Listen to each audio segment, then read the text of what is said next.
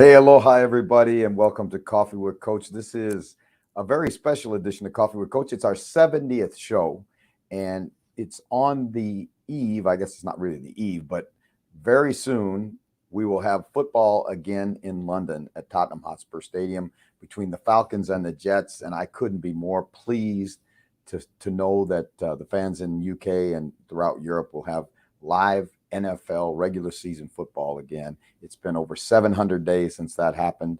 And for all of us who love the NFL and love football and love living in the UK, it is a big, big weekend. Mike, come on out here and let's talk about what you got going on this weekend. Is there something happening this weekend, or Yeah, listen to you tell it, because I know you're getting on a plane from Dublin. You're flying over. You guys are doing a show. You guys are doing a show tomorrow? I'm going over from Belfast, but yeah, I flying over. Got a flight now at 10:30 in the morning, and we rented a school opposite the stadium, and we're going out live on a rooftop on Sunday morning. So if anybody's in the vicinity from 9 a.m. to 10:30 a.m., wait a second. Come on. Wait a second now. You're going live on a rooftop? Live on a rooftop, and it's gonna be. Do you know what? Much like the Beatles did once upon a time, and now you guys are bigger than the Beatles.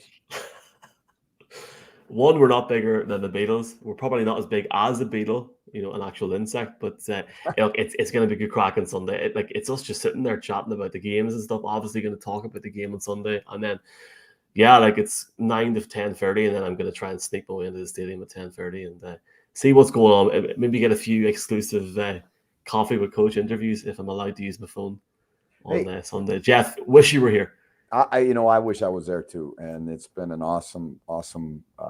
Watching this from afar has been a lot of fun, and I know everybody's excited. Owen Thomas has weighed in already. He's given us a mahalo. Hey, let's talk about the week that was in the National Football League, because it was an action-packed week. Began on Thursday night with the Bengals, a much, much better Bengal team. I think you can really see the Joe Burrow influence with this team. They beat the Jags 24-21, and that was just the start of a bad weekend for Urban Meyer, who, as we all have seen, not very smart coach, just not very smart. I'm going to leave it at that, and if the fans want to talk about that, I'll talk about it, but I'm going to leave it at that. The Jets got their first win. They come into London on a high after beating the Titans 27-24. I really thought that Jet team played extremely hard and really pretty well for a young football team in that win. It's great to see that, because again, I'm a fan of Robert Saleh. I'm a fan of the Jets. I want to see him, be successful. The Chiefs pounded the Eagles 42-30. The Panthers couldn't get it done. That Panther defense got exposed by the Cowboys. Very quietly, the Cowboys have become one of the better teams in the National Football League. And there's always been talk about the Cowboys and how good they were, but it's whether they would ever actualize on that goodness, on that talent that they've had in Dallas. And I think this team is starting to do that. I'm a real Dak Prescott fan, as you know, and I think he's playing at a very, very, very high level. The Giants beat the Saints 27-21. I tell you, the Saints right now are a team of a lot of different personalities. You can have the great one week, and they come back the next week, and they were really bad in the first half of that game. The inconsistencies with Jameis hurt. Daniel Jones, was good to see him doing some things. He's starting to get his weapons back around him. That's a big, big win for the New York Giants. Browns 14, Vikings 7. Vikings defense showed up, and all of a sudden the offense doesn't show up. But the Browns didn't play great, but they did enough to win that game. Bears beat the Lions 24-14. Justin Fields is now officially the starter. As much as Matt Nagy might not want to admit it, he's got to go with Justin Fields. I don't think there's any question about that. After the Texans fooled us for a couple of weeks and we thought they just might be competitive, they showed exactly what we thought they were going to be. They got pounded by the Bills 40-0. The Bills look like the best team in the AFC right now. The Colts beat the Dolphins 27-17. The Dolphins at 1-3 are one of the bigger disappointments. I know the fact Tua is hurt really makes it tough for them, but everybody I think expected the Dolphins would be better than that at this point in the season. Washington 34, the Falcons 30. Falcons just can't seem to buy a win. Washington shows their resilience every week. A little bit of concern about that Washington defense, Mike, because everybody thought that was going to be one of the better defenses in the NFL. They've given up over 30 points a couple times now. That was a good game for a neutral. Obviously, I think Washington were down by 8 points with 6 minutes to go, and the win probability was very low. And for them to come back and take that game to overtime, it was just great to watch, even in the early window. And you've mentioned a number of different things there. I'll pick two: the Dolphins, the Colts. I really thought the Dolphins were going to get a win last weekend, and then obviously come over to London and try and push for a win against the Jaguars next week. And I woke up and I see my Urban Meyer was trending, and I'm going to leave it there. At one point last week, Jeff, honestly, I thought he's not making London. That's what I thought. He'll not make London, but he'll make London next week, and maybe we'll all meet Urban, and I'll try and ask him a couple of questions in the press conference next Friday. Well, I said this on Inside the Huddle the other day that, a few years ago when this thing got started, this would have been a great time to go to London if you had transgressions like he had the other day, because you could kind of get out of the media. But now the focus is so much on these games, and it's worldwide. You saw all the number of people that are here from NFL Network or in London from NFL Network. These games have really taken on a huge profile across sport. And to me, they're the biggest games on the NFL calendar other than the Super Bowl. Let's talk about the 49ers. Again, 2-2 after they get beat by the Seahawks 28-21. The Cardinals are the only undefeated football team in the National Football League right now. They beat the Rams 37-20. They are very, very good. And Kyler Murray is he is a point guard dealing assists all over the field. I mean, that guy has done some amazing things. He reminds me so much of when he plays, when we had Doug Flutie as our quarterback, and Doug could do what Kyler Murray could do. He turns everybody else on the field into spectators because they're just transcendent talents, and they're able to do some things that other guys can't do. I just hope the young guy stays healthy because he's having a great year. Boy, the Steelers bad. And Ben Roethlisberger struggling. The Packers beat them 27-17. We may be looking at the very bitter end of Big Ben.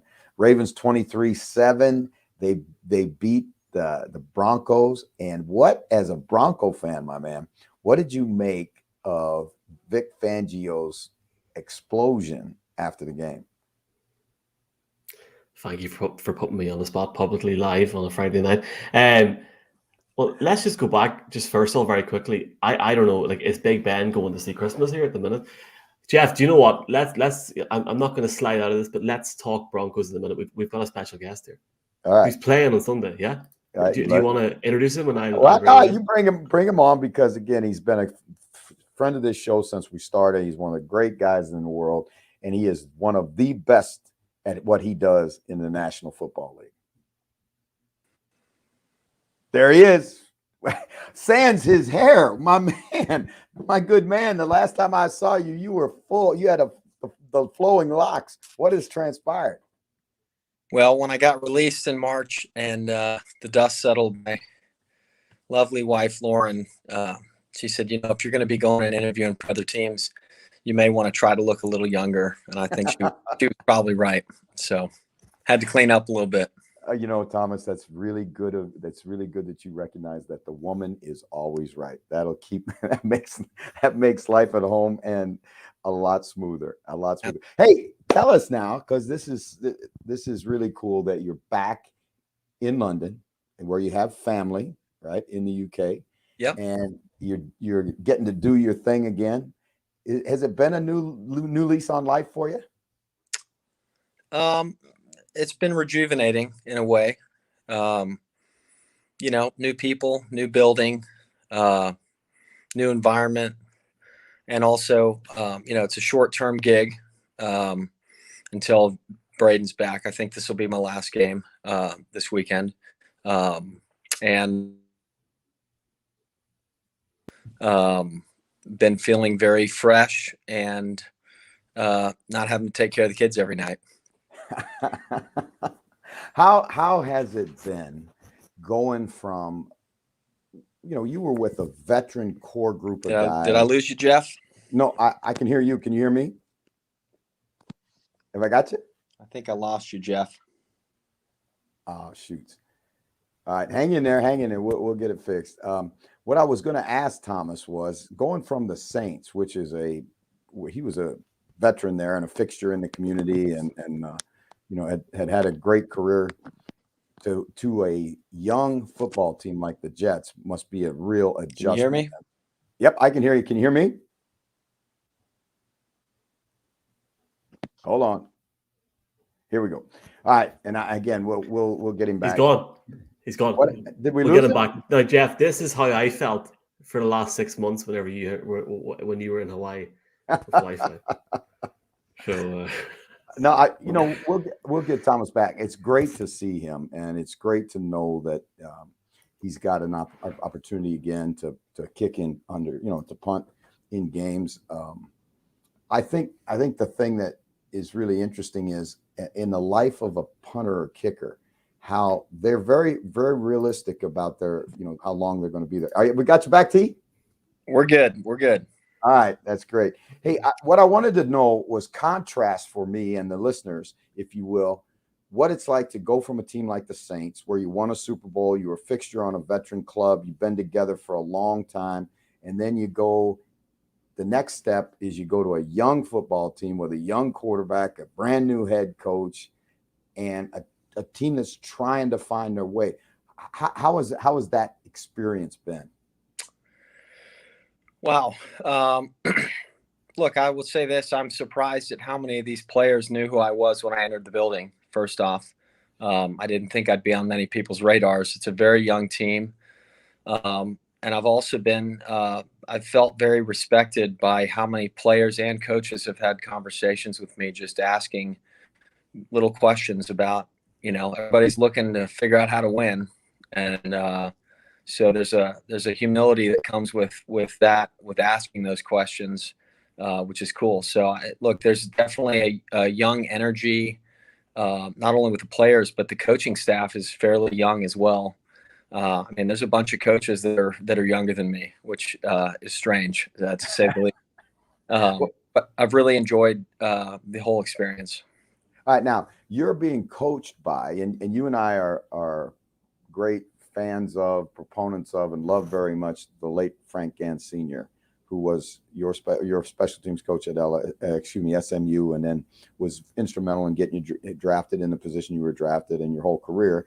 And you've got another connection now to Frank through your Coach Boyer.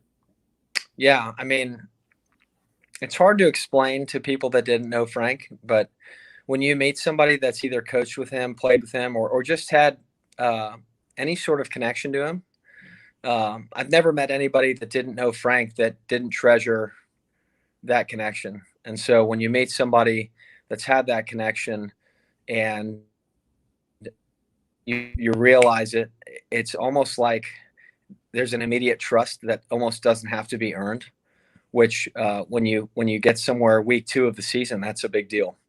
And so I've enjoyed the relaxed environment that we've had on game day. And I just mean, coach is not, a lot of special teams coaches get a little crazy on game day because there's a lot of stuff they can't control that's happening on the field. And he is just calm as it gets on the field, bad or good, no matter what happens. He's coming over, just checking in. What's the next thing we're thinking here? If we get into this situation, what are we thinking? And it's very much we're on kind of even level working together as opposed to him being over top of me. And I think that gets you the best results. So I've enjoyed it. I got to ask you, you played your entire time in New Orleans with Drew Brees.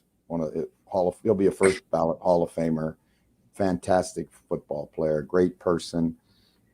When you look at your young quarterback that you have now with the Jets, are there any similarities? Are there any traits or attributes that you would say Wilson has that were Brees like? I'm going to give you a kind of a not exciting answer here, but I try not to compare players because I think it sometimes does a disservice to both people. To even compare any bit of any young quarterback to Drew Brees is unfair to Drew, I think. And number two, there'll never be another Drew Brees. There will never be another Drew Brees. But you know what? There'll never be another Zach Wilson either. So time will tell on that. He has got you can see it at practice. He does things that flash, and you say, "Wow, not many people can do that." And shoot, he made a play last week where I thought for sure he was going to get sacked, and somehow he got out on the edge and was able to get out and made a huge chunk play down the field. And so he definitely flashes athleticism that is, that you can't teach. And so, his big thing will just be like every young quarterback and any young player at any position is just this sense of urgency. How quickly can I learn this game? How quickly can I gain experience? And so, that's up to him. And, and obviously it's up to the organization to surround him with a great coaching staff and great players, to help lighten the burden that I'm sure he's feeling being in New York, being the number 2 overall pick. I thought it was amazing to play last week against the Titans where he gets hit in the face with the snap and has the wherewithal to pick it up and scramble around and make a play. I mean, There are certain things that guys have that, like you say, you just can't teach. Now, I would think the thing I would say lastly about him is he definitely has a bit of a gunslinger feel to him, which is, that's one of those things that maybe sometimes as a coach you're watching it happen and you're like, no, and then all of a sudden, great throw. Yes. And so, there's the one thing I'd say, it's exciting to watch him. He's exciting. All right, now, speaking of exciting plays, did you watch the game last night? Were you able to watch the Seahawks last night? No, I was trying to get a horrible night's sleep on our flight over here, so I missed it. But I did see the play. Did you see the play? I was going to ask you to break that play down for us as you would see it from a punter's eyes. Well, number one, it was pretty incredible just watching him scoop that ball spinning up on its nose, and he one-handed scooped that thing off the ground, running pretty quickly already. I thought did they end up accepting it that it was a good play or not? It live. Yeah. I can't remember. After much discussion, yes, they did. They accepted the play. Yeah, because there were 2 things that I didn't understand about it. I know there was a lot of things going on, but if you actually go watch where he makes contact with football, it is across the line of scrimmage. So I think if they had gone back and reviewed that, they would have had to say it's past the line of scrimmage. That can't be allowed. And number 2, I don't know how they didn't throw illegal man downfield flag, because I'm sure half of his team was 20 yards down the field once he punted, which you can't have in the NFL. But it was a heads up play, and I think he had a 70-yard punt out of it. I mean, I don't know anybody who's gone from a 0-yard net to a 70-yard net in play. So I thought I was watching a CFL game because we can get multiple punts in a down, but I have never seen that in the NFL for certain. Never. Look, I had never seen it. I've seen punters recover their own fumble, but I've never seen a guy actually get a second punt off. So it's pretty cool to see. Thomas, now you are part of, I won't say a dying breed, but you're part of I would say you can call it a dying breed. There are fewer and fewer punters, I would say American punters, for want of a better way, right? Yeah. With these guys there's so many Aussie kids coming in with all this, this bag of tricks that they have in their kicks. Have you incorporated any of that into your game over time? Yeah, I mean, I've got a few things, but I don't know. I think a lot of these guys, look, they're in the NFL and they're having great success. So, everybody does them, right? Everybody's successful in a different way. When I've been at my very best, I am kind of like a long drive guy. And what I mean by that, it's not that I'm banging the ball further than everybody, because I'm certainly not. But in the fact that I have only a few clubs in my bag, but I'm going to be so excellent at them at an elite level of consistency that, a lot of these guys can kind of show that they're punting one way and then pull it all the way across the field. And there's a lot of, call it tricks or gamesmanship going on. When I'm out there punting, everybody in the stadium knows where the ball is going. And if it's done well enough, and if the other players that are on the field covering the punts are doing their job, it's very difficult to stop when we're all doing our stuff at the highest level. And, years when I was early in my career, I kind of, we tried to start tinkering with different things, the flavor of the week type of stuff. And I remember just telling my coach one day, I said, you know what, if I'm going to stick around in this league the way I want to do it, the way that I'm most confident. And so I've kind of stuck to my guns. I'm not saying I haven't morphed over time or taken bits of information and added them to the weaponry, but I've kept the main thing. And whenever I'm on, it's tough to stop. So that's what gives me confidence. And so that's how I play. Well, I got to throw this compliment to you, and it is an absolute truth that in all the football that I've been a part of, right, and I've had some really been around some tremendous kickers and punters. There are only two guys that I've ever seen other players, and I'm talking about other football players, not other punters or kickers, other players come out and watch warm up, and that's you and Darren Bennett. Because when, like you say, when you're on, that thing looks like a pea when it's up in the air. It's so high up in the air. And Darren Bennett kind of had that same, really great extension. And I mean, it was really something to watch him kick. Now, tell me about your preparation when you fly 6 hours or whatever it was to get over. You fly all night. And now for you, your leg is your business. What do you do when you come into on a long flight and you come into a city and you got to kick in 48 hours?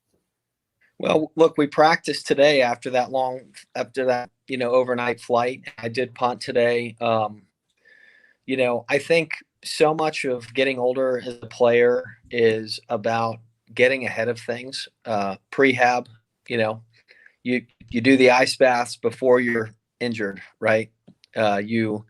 You keep to your routine no matter what. And so with sleep being the big issue this week is banking that sleep early in the week so that when you have kind of a not great night of sleep on the flight over, a little bit tired, but not anything out of the norm. And, fortunately for me, I'm like the oldest guy on the team. So they put me up in first class, which was helpful as well. But it's really about just staying ahead of things. It's, guys are like, man, I don't know how you do that every day. And I'm like, well, it's kind of like brushing your teeth, right? You brush your teeth because you don't want your teeth to rot. And, I just want my body to always have as much cushion for things that could go wrong or getting sick or getting dehydrated or whatever, so that when those things invariably happen, you kind of have a little padding, a little cushion. And I kind of treat my body that way all the time. And like I said, my wife's got 4 kids in New Orleans, so it's been easy to get good nights of sleep these past few weeks. All right, talk to me about the mental side of the game. Has it changed? Has it morphed at all for you? As you've played so many years, so many games, kicked in so many situations. Is your mental approach, do you still feel butterflies before the game? Do you still have nerves? No, I deal really well when I'm emotional. Could be negative emotion or positive. I'd prefer positive. And you're always looking for different things that can kind of trigger that for you. For somebody like me, this will be my 194th game of my career. Wow. This may be my last game. And I'm figuring it will be with the Jets at least. And, the old coaches, they always say, play it like it's your last play. Play it like it's your last game. I'm going to be pretty charged up with my parents who now live here in London, getting to see my final game. What a great story. I mean, you can't ask for anything more than that. So that's my thing this week. But I'm always looking for things. I went to Denver 2 weeks ago. My 2 away games I get with the Jets. My brother lives in Denver, so my whole family gets to kind of see this. It doesn't matter what it is. You just find things that make you remember why you do things, and you find whether it's people, situations, or I guarantee you there'll be a punt in this game, and I'll be like looking around. I'll be getting out on the field. I'll be looking around. I'm like, how the hell did I end up in Tottenham Stadium? You know, I was just a walk-on trying to play on a Saturday, and I'm here. And so I think a lot of my energy comes from just places of gratitude, and then also just feeling just well prepared all the time. And it kind of allows you to be the best version of yourself, and it also allows you to kind of deal with the negative results that you have sometimes because you've done everything you can, and the chips are just going to fall how they will.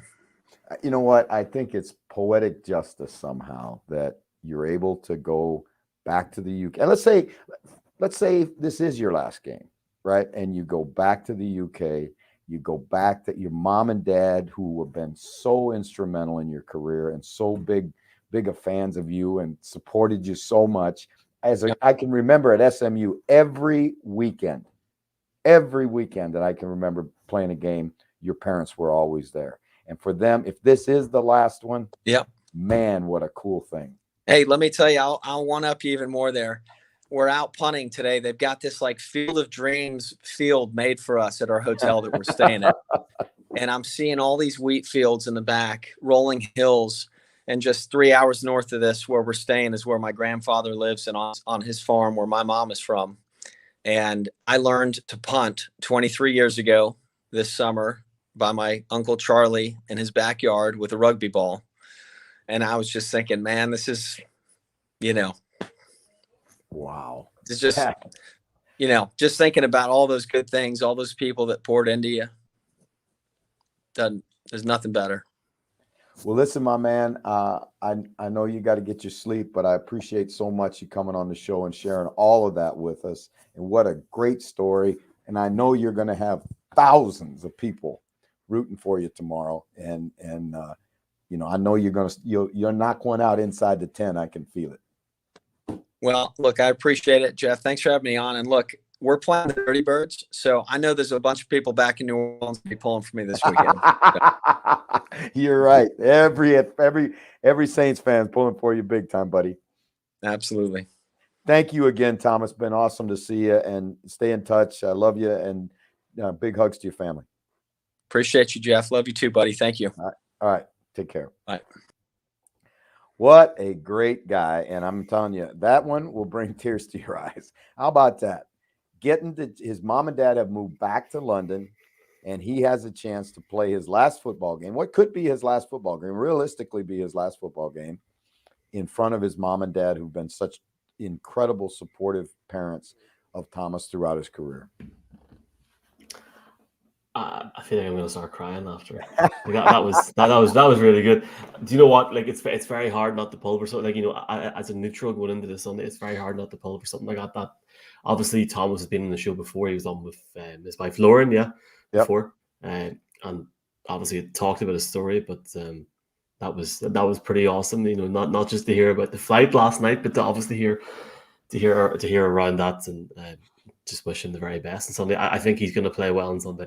I think this is like maybe we'll talk about this at the end of the show, but this is a really intriguing game this Sunday, Jeff. Like it really is, because I think it is too. I think this is a fantastic game, and it's amazing how the media works. I heard some media thing today, and they said that there's never been two winning teams play in the London series, and I don't know if that's true or not.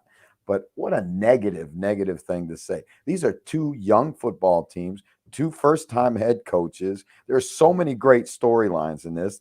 You got an old gunslinger in Matt Ryan. You got a young gunslinger in Zach Wilson. You got the two brothers who play on the defense for the Jets that both had sacks in a game for the first time, I guess, since the 80s that's happened. I mean, just so many great stories. Eric Harris is in town. Now, he may not play, but Eric was going to be a guest on the show tonight. But let me tell you something, fans. This is something you got to understand. You do not get in the way of the players and their routines prior to a game. And one of the routines that they have in Atlanta when they're on the road, the defensive backs all go out to dinner together. And it just so happens that the live show that we're doing is at the same time that somewhere in London, in some great restaurant, the all of the DBs of the Atlanta Falcons will be having dinner tonight. So again, if you're in London and you're in a fine dining establishment and see a bunch of guys hanging out, good-looking athletes, and you might just be the Atlanta Falcons. Here, we've got a couple of boys on here in Ira, and I have bugged them all week. I have been bugging them for, like, I don't know, retweets, talk around this show, the London show and stuff. But I would say these next boys, Jeff, are borderline exhausted, and we're only on Friday just before this game. But it's from Atlanta Falcons, UK. Danny and Cal. I'll bring them in, yeah? Bring them in. Bring them in. Bring them on the show. Bring them in. How are we doing, guys? Hi, Coach. How are you doing? Not too bad, thank you. It's great to have you back with us. If I was rating the excitement around Atlanta Falcons UK fans, where would we be on a scale of 1 to 10? Oh, well off the scale. Well off the scale for me. Definitely. Well, Excitement's mental at the moment. Mental. All right. Now, it's not gone exactly the way that you guys anticipated it was going to go. I don't think anybody in the Falcons family would say that, that they would expect to be where they're at right now. But give me your takes on where this Falcon football team is right now. As you said, admittedly, we're not exactly where we thought we'd be. We were hoping that we'd have a few better results by now. But overall, the performances haven't been awful. We've not been terrible. We've shown like glimmers of improvement and flashes of like a good play style and a good change in scheme, but a lot of individual errors have kind of knocked us back so far. Meaning we sit at 1-3 instead of rightfully should be sat at 2-2 at least. So there's still work to be done, but we're okay with that. Now, I wanted to ask Eric Harris on the show tonight because he had agreed to come on the show, and then. The defensive backs from the Falcons have a tradition when they go on the road. They all go out to dinner, right? So he's out. He had to beg off because he's out to dinner with his buddies somewhere in London. But I was really interested in his take on Coach P's. I think it was a week ago, maybe, where he got up and like the veteran school teacher, kind of took the media to school about what they're doing on defense and how they're improving, and guys that were he was talking about Fowler, and did you guys catch that interview? Yeah, it was like War and Peace. It was quite a lengthy one. He's had quite a few so far, hasn't he? Go on, I'll let you go, Cal. Well, I just thought it was Cal. I just thought it was one of the better interviews I've heard because he you could tell that he was I won't say mad, but you could tell that he was frustrated with what I took as a media guy just taking the low-hanging fruit and not really doing his homework to study how that defense is progressing. Yeah, definitely. I think it was after a win as well, so it was one of them where we won the game, last-minute kick, etc., and you got the media sort of picking the negative straight away instead of like P said, like, we've won the game. It wasn't perfect. Us as fans know it wasn't perfect, but you take the win and take the positive straight away, and then the coach will work on the negatives behind the scenes. But one of the first questions or whatever it was, it's like starting a negative front was a bit like, why have you done that, etc. But D&P's absolutely handled it perfectly, and I think every fan is like in love with him. Like that's what we wanted. That's what we sort of, as a franchise, need at the moment. Someone like him. And even though the defense is up and down, but it's showing improvements compared to last season, especially. Well, I think the thing that people got to understand is, to build a culture on either side of the ball, and then again in the locker room as a total football team, that is a process. And it takes time, and it's gradual successes over time. When you watch them, as a football coach to me, and when you watch them, now they're not as good as they need to be yet from a talent standpoint, but you can see improvement every week. They tackle better than they've tackled before. They get after the quarterback better than they got out. They're more coordinated in the back end than they've been in the past. So I think those are all positive steps for this Falcons team. Absolutely. Like, you've got to take the positives. We know the cap space we was in, or we're still are in. So you can't be getting. We know we can't be getting superstars in, but the players he's brought in, they are on low wages, and a lot of them are vets, but they're proving themselves. And these youngsters that are coming in, they're training off, or they're learning off one of the best players that have been in the game a long time. There is improvements throughout the defense completely for me. So, and Dean Pease, tell me a better coach that you can put in charge of him. I don't think you can.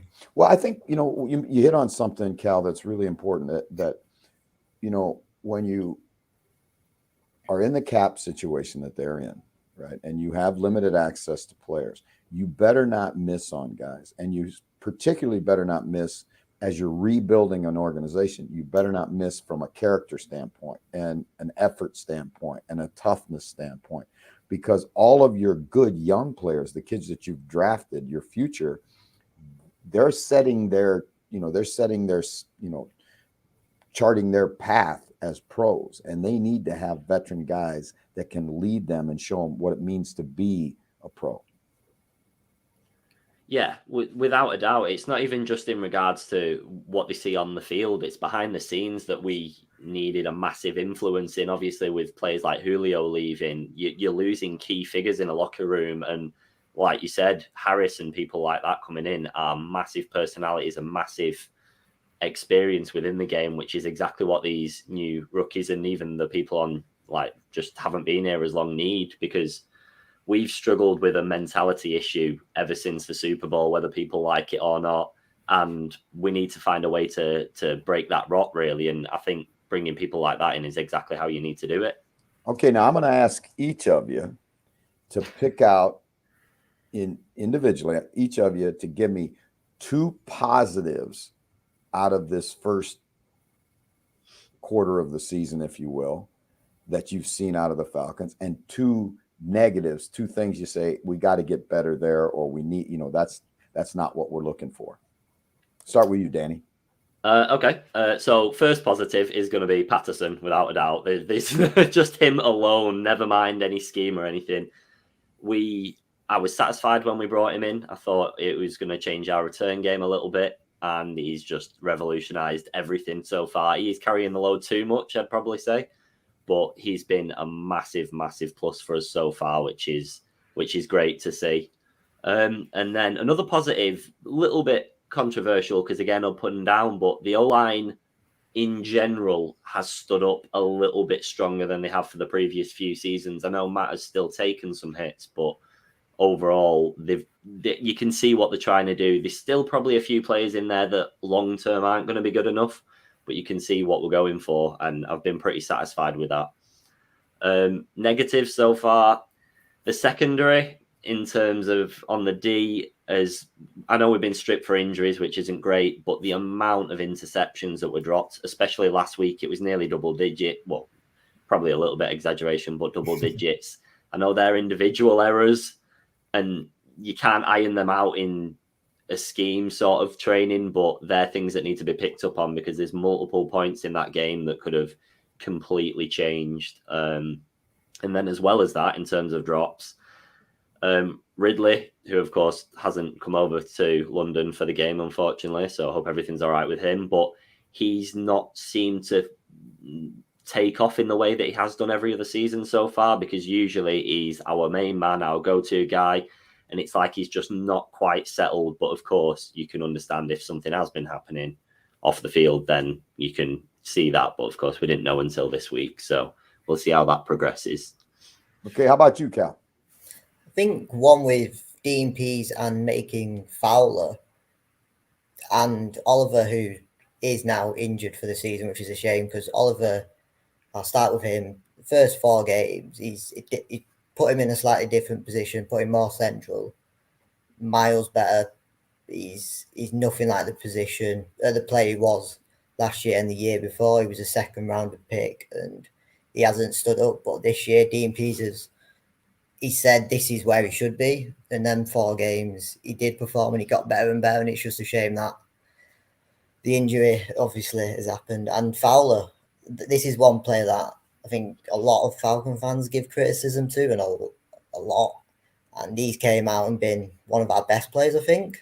Even like a hidden gem. He's accepted a lower wage as well, which he did not have to do that. He came in. He wants to prove himself, and I think he has done so far this year. And my second one would be the run game slightly, but I'm going to put Matt Ryan because with that, like Danny mentioned, that O-line, it's been okay in parts, but it's also been very bad in parts. I think it's like a bit of both. And Matt Ryan he's still doing what he does. He's still getting hit several times, way too much for me. He's still putting the figures up. Last game against Washington, we should have won it. He put good figures up, 4 touchdowns, nearly 300 yards. Would have been probably more with Ridley's catches. Could have easily been 350. He's top professional, and he doesn't seem like he's ever complaining. He's always positive on the field. He's always positive after it. And he's always going to be my positive every season. All right, guys. Tell me what Atlanta Falcons UK has got scheduled for this huge weekend in London. Lots and lots of drinking. No. So tomorrow, pretty much everyone's going to be down at the Admiralty, which is the Falcons assigned pub for the week. And there's a sign-in, and there's going to be the mascot and cheerleaders and a bit of everything like that. So we'll probably spend most of our time around there. And then on the Sunday, we've booked the Beehive pub, which is about 10 minutes away from the stadium. So that's going to be open from 10:30 in the morning, and we'll probably be staying there until about 1 sort of time, and then heading straight to the stadium. So everyone's welcome, Falcon or not. But yeah, I think we might need a few drinks for Dutch courage before we watch this game. Now, when you guys get together for these kinds of things, we got listeners from all over the place, and if you happen to be in London and tuned in the show, then you have to get to the Beehive before the game and spend a little time with this crew, because I'm going to tell you, the Atlanta Falcons UK fan club knows how to have fun and knows how to enjoy a game. So get down to the Beehive and hang out with the crew, because they are a ton of fun. It's been awesome getting you guys back on the show. I wish you good luck on the weekend. And it was interesting talking to Eric. They flew over, and they don't have much time on the ground, and they're going to play the game and then turn around and get right back to Atlanta. So it's kind of a unique way of attacking this week. So I hope they play extremely well, and I hope you guys have a great time on Sunday. Thank you, Coach. Fingers crossed for us. All right, you got it, guys. Thank you so much for coming on the show again. Thank you for having us. Thank you. All right. Man, I love those guys. They enjoy themselves, and they are true blue NFL fans. They love that. They love those Dirty Birds, man.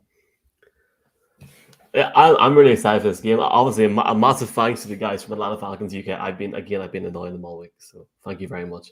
I'm going to try. You know what? I'm just going to shout it out. I think we're going to have D Orlando on Sunday, so if it happens, I'm going to try and give. Do you know who D Orlando is, Jeff? No, I do not. He's like apparently like this legendary beat writer in Atlanta. It's like the little guy. Yeah, I don't know. I'll find later on. But no, great to hear from him. I'm really intrigued how the Falcons go up against this Jets team that obviously are buoyed from last week. So looking forward to it, man. And I can't believe there's a game on Sunday. So obviously, massive thanks to Danny and Cal as well. Thanks also to Thomas. It was Jeff a very good show to celebrate the 70th edition of 70th show to have. The 70th show to have and I'm going to say it. I think Thomas Morstead will certainly be at least a New Orleans Saints Hall of Famer, but one of the best that ever punted a football in the National Football League, and to have him on the show and to have the guys from Atlanta Falcons UK on. This is, and we got a rain check from Eric. He'll come back on the show in a couple weeks and check in and tell us about how his dinner was out in London. He just texted you, I'm in a couple of weeks. That is fantastic. It is awesome, man. I mean, I got to say this. I am happy for you and the NFL Ireland crew. I know you guys are going to have a great show tomorrow. And again, how do fans get down there? Can they come down and hang around the show? No, we can't. I really wish they could. It'd be great. Here, it'd be a great crack. Because you imagine the crack we'd have on a Sunday morning. Ooh, ooh, ooh. Nowhere else to go. Everybody up, having a bit of crack. No, it's on a rooftop of a school, but it'll be on like social media, like Facebook, YouTube, Twitter. Look, it'll be a bit of crack. We're going to sit there. We're going to have a bit of a chat about the games, and then I'm really fortunate. Me and Colin are going into the media on Sunday, and then next week I'm just going to sit and have a few jars watching the Dolphins against the Jaguars. Maybe Jeff, you could find a way to get over here for a couple of days next week. Well, my plan is to get over there as soon as I can get over there. We're going into our. God, it seems crazy that it's the 9th game of the season already. And we've got it's abbreviated 14-game schedule. So, after this one, we'll have 5 more. It's amazing how fast it's gone. It's great to see that we had some people calling in the show too. We got a couple of lohas on the screen. And, we do. My bad. Sorry, I should have put this on screen. There was a few comments from people in Canada on the. They still haven't integrated the comments feature on Periscope yet, but there was a few comments. And thanks to everybody. There was Thomas. It was a great interview. Fred Flunk was saying mahalo. Fred, I loved it. Fred is one of the true blue greatest fans of this show that we could ever have. He is like a chief of the tribe. But sir, do you know what? Just I can't believe it's a game on Sunday. So I've got a flight here. Just finally, I got to fly like the Dirty Birds, but who do you think will win on Sunday between the Jets and the Falcons? I'm not giving a pick away until Sunday morning, but I think it'll be close. I think it'll be a very, very close football game, and I'm a little concerned about the loss of Ridley for the Falcons. I think he's a big part of that. Cordell Patterson has played extremely well, but he's kind of like a chess piece. He's not I don't know if he's a guy you can go back to time after time after time. It's going to be interesting to me to see the confidence level that Zach Wilson plays with now after he's tasted a little bit of success, and that whole Jets football team. I will always pick in a close game. I'll always pick a team that I think has won the preparation battle, and I think by the Jets coming a little bit earlier than the Falcons did, I think that's a big factor in a game like this. I just think that Jets win last week is blowing this whole thing out of the water. I don't know if you've seen our show last week, but I literally said on air, I don't care about this game. I don't need to talk about this game in the Tennessee against New York game, and the abuse that I got on Monday morning was bad. Let's just say that's why I don't know if I can. And let me just say that it was well deserved and bad too, because you can't be taking shots at the Jets fans, because the JETS Jets Nation is loud and proud right now, and I think if they win 2 straight, they might just create a national holiday in New York. Carl or Danny from Atlanta Falcons UK was watching it in there, so he's gone. So I do think the Jets will win. I do. I think it'll be close. Something tells me Zach Wilson's just going to turn it on, and I think it's going to make it like a really interesting game. Before we go, who have you got Sunday Night Football? Bills, Chiefs?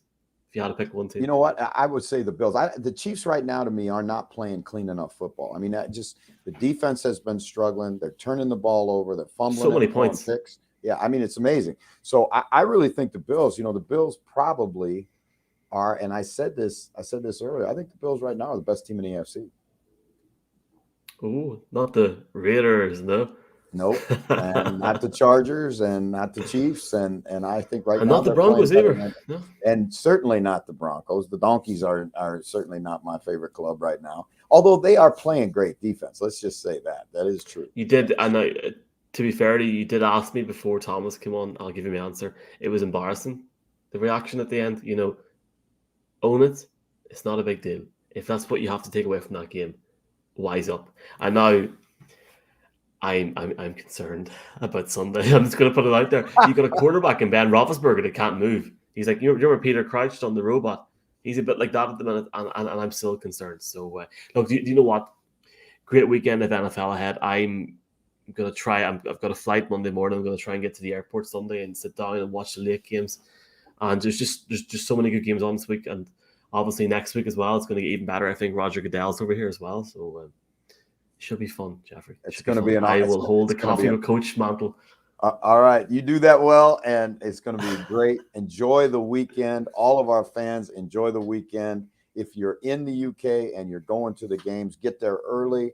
Neil's doing a pregame show. It'll be a blast. That's one of the best tailgates, if you will, in the National Football League. It's great crack. Great environment. Great environment. Enjoy the games. Great to see you again, Michael. And we'll do this again the 71st time next week.